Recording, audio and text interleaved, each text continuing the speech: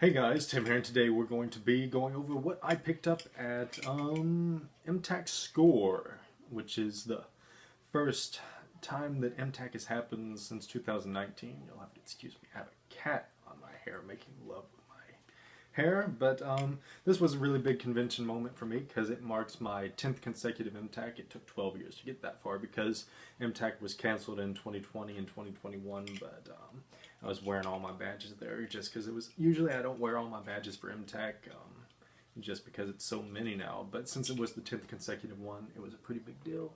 Oh, the lighting is horrible.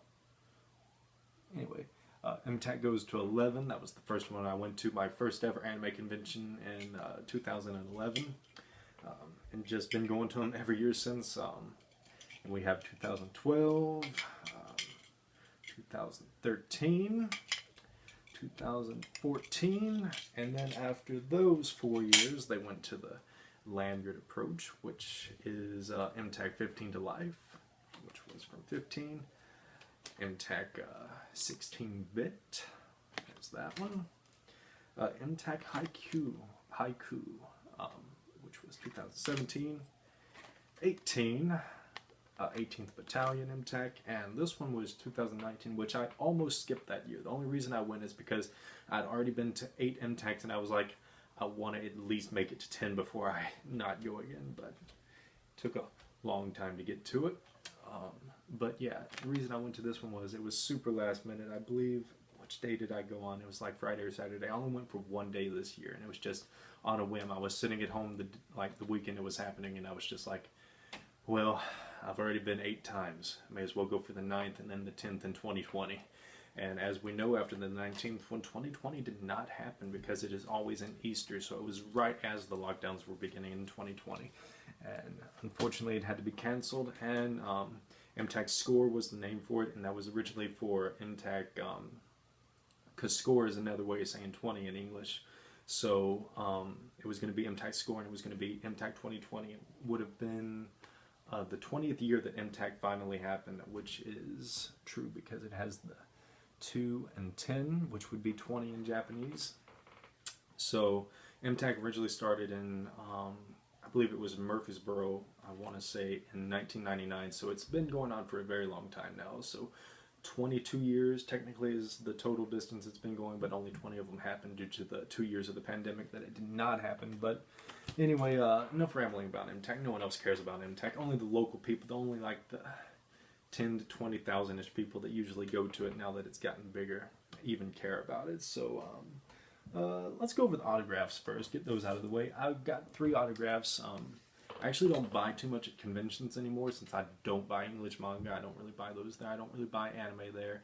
I'm not too much into the merch anymore just because I have so much and it takes up so much space. But something that I got into probably pretty heavily in 2018. 18 is whenever I started getting really big into collecting autographs and framing them. And we have Yuji Itadori from Jujutsu Kaisen. We have his English VA's autograph, Adam MacArthur.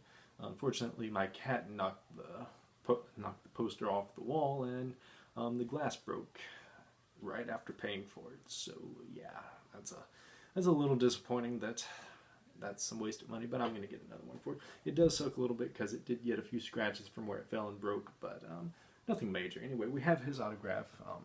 So yeah, even though I don't really watch anime in English anymore, I'm still getting English VA voice actors, especially for older series that I did watch in English. Those mean a bit more to me because I've seen them. The only reason I know what Yuji sounds like in English is because I had some relatives over and I was showing them some Jujutsu Kaisen, and they don't read subtitles. They don't watch anime and subtitles, and they was going to go with me to watch Jujutsu Kaisen 0 in theater. So I wanted to get them a little familiar with the series before we went to watch that. But yeah, I'd already seen Jujutsu Kaisen last year. I watched it in subtitles only, so yeah, that's the only reason I know even what Yuji sounds like in English. That and Jujutsu Kaisen 0 at my local theater, it was only shown in dub, which was a little disappointing. I was going to watch it in sub, but yeah, was not able to watch that in subtitles. So anyway, we have Haruko from Fooly Cooly, got her English voice actor's autograph. I've been to a few conventions with her in the past, but never got her autograph, so I finally got around to it. Usually there's a number of people at conventions I go to, and I usually try to get at least 2 to 3 autographs each time I go. Usually it's 2 just because autographs are a bit expensive, but I did get 3 this time just because it was a special occasion, first convention. This is my first real convention. I've been to, I believe, 1 or 2 one-day conventions like during the pandemic, and it's not really a convention. It kind of is, but it's more like a one-day marketplace that you go to, like Anime Days, Atlanta Anime Day, Nashville Anime Day, Anime Blues Con Remix, like the Winterfest Remix, stuff like that, just the one-day stuff. But this is my first legit convention. But anyway, and her name is Kari Walgreen, and got her autograph. She does some more voices, which is pretty cool. Let's see here. I want to say another interesting tidbit about this guy. The guy that does this voice, he hasn't been into doing anime voice acting for long, and this is like his first like major role, but he actually said that this is something that I definitely know him from, which is really cool.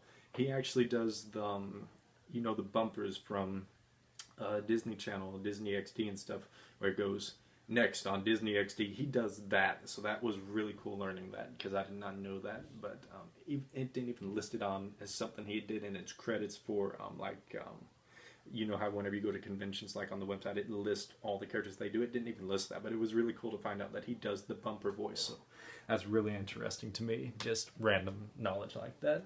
And the last autograph I got was Mirio from My Hero Academia, and his voice actor's name is Rico Fajaro. I believe that's how you pronounce his last name. Anyway, we got his autograph. He hasn't done a lot of voices either, so it was a couple of relatively new voice actors. Of course, Carrie, or Kari, or whatever. Her name, Kari, she's been in just an insane number of voice acting roles just because she's been at it for so long, because Fooly Cooly is an old series, and her job is voice acting, so she's been in a huge number of things. But anyway, we have his autograph as well. I really like this artwork.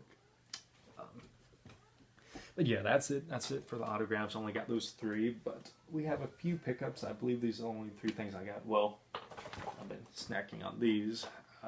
Always get overpriced Japanese foods and drinks while I'm there, because where I live there's no Asian markets or anything like that, so you can't get stuff like this where I live. So I usually get them at conventions like Melon Ponds, and Ramune you can get in places like Walmart and Kroger and stuff, but it's usually just like the original flavor and sometimes strawberry, but you can't get the more obscure ones like orange and melon and stuff like that. So I usually get those, and some other drinks as well, like Japanese coffees. I really like those.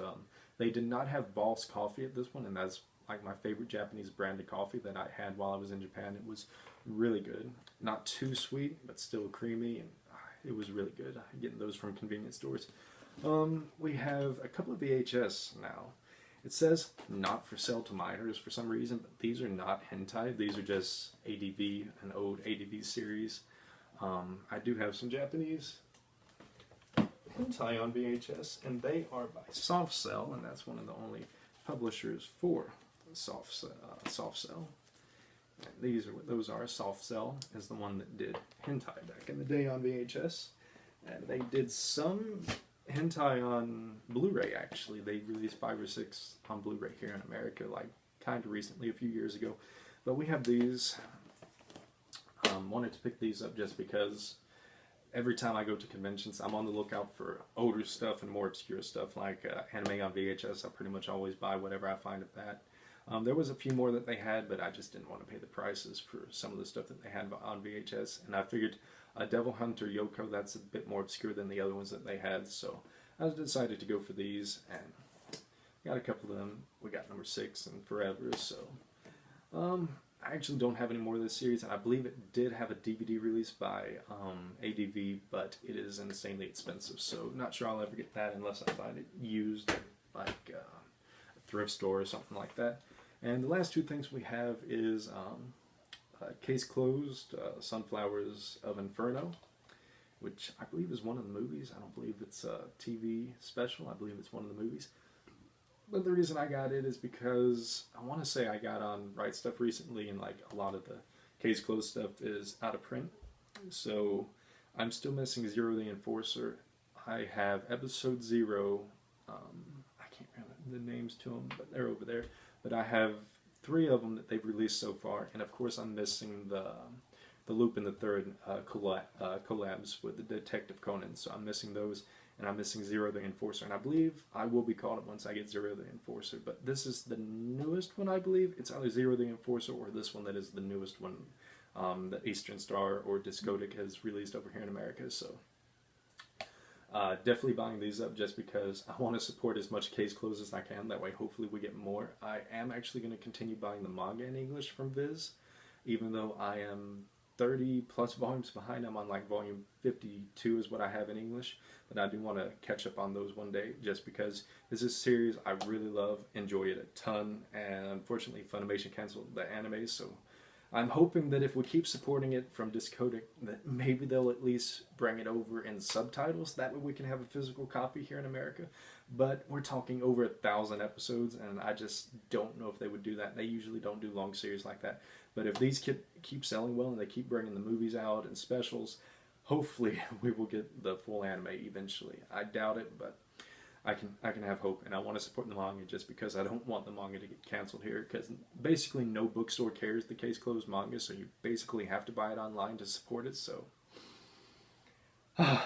it's definitely disappointing that Case Closed doesn't get the love it deserves here in America. And the last thing I got was another Eastern Star Discodic title, and it is Bludgeoning Angel Dokuro-chan, which I have seen a bit of, but it was many, many years ago. It was like at a convention. You know how conventions always have like at least 1 or 2 rooms where they show anime like nonstop from like Friday morning until Sunday evening. They just show anime nonstop, and I watched some of it at a convention years and years ago, and I knew about it. And I've always wanted to buy it, but I believe the company that did have the rights to it, maybe it was ADV, I can't remember off the top of my head, but it's been out of print for a while. But Eastern Star and Discodic actually re-released it, so really happy about that. I wanted to buy it. I want to say this one is actually out of stock, and that's why I got it. I want to say I didn't see it on Right Stuff at some point. Maybe it was sold out or just out of print. Not sure which one it was, but anyway, I figured for 20 bucks, I saw it at a convention, figured I'd buy it. Can't wait to watch it though. Not sure if I'm going to watch it in English or Japanese. Probably Japanese. But yeah, that's all we have for the convention. First convention since the pandemic. The last convention I was actually at was, it's not really a convention, but it was Comiket in Japan in 2019, August. So yeah, that's really disappointing that it's taken this long for conventions to come back, but we're finally getting back to normal. You don't have to wear masks on planes now, thankfully. So that's changed, so it's a bit more of a step in the right direction to getting back to normal. Now, if only Japan would ever open their borders again, which it's not looking like that's going to happen this year. If it does happen this year, it's going to be late this year. They're not even announcing plans to open back up yet, so that's really disappointing for me, because I want to get back to Japan. It's been so many years. It's been going on like 3 years now since I went, and it's just so disappointing. And it's not looking like it's going to happen this year, so if nothing else, maybe the next spring. I'm already talking about a year from now. Like, I remember in 2020, I was like getting excited. I was like, well, maybe Japan will open in the fall. Whenever they close down in the spring, they shut off their borders in the spring. I was like, well, maybe they'll open in the fall. Then maybe they'll open in the winter. Then 1 year goes by. Then 2 years go by. It's like, they're not open yet. And no, it's going on 3 years, and it's just like, I kind of gave up hope, and like now it's just like whenever it happens, it'll happen. But again, every week I check online just to see any news about if they're opening it. That's super disappointing that they have no plans, no planned date. They don't even have like a tier system where they'll allow so many in tourists. Like they're allowing in business people and students, and that's all they're allowing in like right now. And they're like relatives of people that live there, they'll allow them in. So they have no plans for allowing tourists in right now. So that's really disappointing. But anyway, we're rambling on now. So yeah, that's what I got at the convention. First convention back. Next convention is probably going to be in June. I would like to go to MomoCon, which is in Atlanta. It's a giant convention down in Atlanta in May, but that's a convention that is sandwiched between 2 other conventions that I go to, so probably not going to happen. Probably the next one will be June. Hopefully I can score some stuff there, get some more autographs. Johnny Young Botch is going to be there, hopefully, if he doesn't cancel. Really want his autograph. Voice actor for Ichigo from Bleach, and the Black Mighty Morphin Power Ranger, and Trigun, the guy from Trigun, and good lord, who is it that he was voiced as? I believe Rohan from JoJo's Bizarre Adventure, because they recast him from Vic. They changed him from Vic to Rohan or something like that. I don't remember. No. Was that Broly? Yeah, they changed him to Broly. They changed Broly's voice actor to Johnny Young Botch, and originally it was Vic. So anyway, it's hard to keep up with all the news. But anyway, I will see you in the guys in the next video.